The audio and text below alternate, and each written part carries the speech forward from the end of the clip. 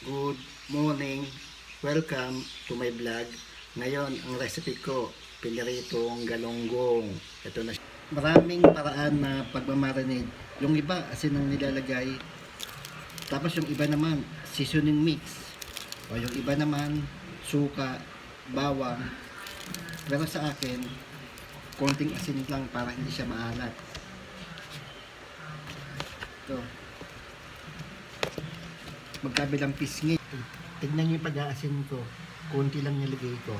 Magkabilang pisngi na meron siyang asin pero konti lang. Ayan siya. Yung mantika na gagamitin ko sa galonggong, buhos ko na dito. Ang galonggong hindi man maselan sa mantika. Kahit juice oil lang pwede na yun. Kasi ayan yung kawali. Mainit na mainit na. Dapat umuusok siya para hindi siya manikit. Hindi ko nalagay yung galonggong.